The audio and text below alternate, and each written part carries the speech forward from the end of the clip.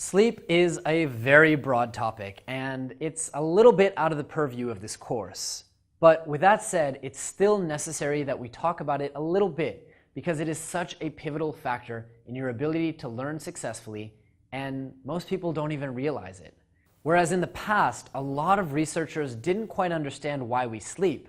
Today, they're starting to understand it, and the results are alarming for anyone who habitually deprives themselves of it, so they can get a little more studying or a little more work or a little more socializing done.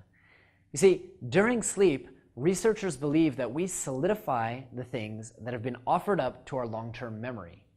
This is why people who are subjected to long-term sleep deprivation literally experience memory blackouts. They're unable to remember what has happened to them or to store any new memories. More importantly, a recent study from the University of Rochester determined that sleep was an essential function in clearing out toxic metabolic waste from the brain. Now, as super learners, we're focusing much more intently, we're creating many more memories, and we're using many more parts of the brain than your average learner. We're engaging our visual imagination, our motor skills, our emotional brains, and much, much more, all at a much faster pace than the brain is used to.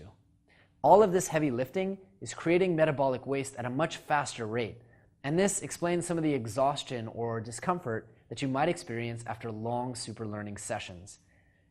For example, when I started really accelerating my learning pace of speed reading, I found that I was completely exhausted.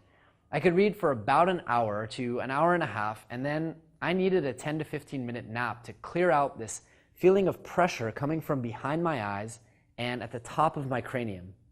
You might have the same experience. I know that a lot of super learners do. And if that's the case, don't fight it and don't try to compensate with caffeine. A power nap is always better for learning because it means that your brain has multiple opportunities throughout the day to do some maintenance and construction work on your long-term memories. This literally means that you can improve your learning pace just by taking naps immediately after intense learning sessions. If you can get into sleep hacking or get into the habit of power naps of 20 to 22 minutes every day after your most productive period, that's honestly the best way to do it. But napping isn't the most important component.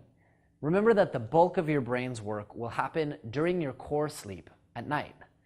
Though this isn't a sleep hacking course, I've added some incredible resources in the PDF syllabus, including 2 free interviews that I've conducted with some of the world's top sleep experts on how to improve your sleep. To give you a quick summary, you should sleep and wake up at the same time. Sleep in increments of 90 minutes.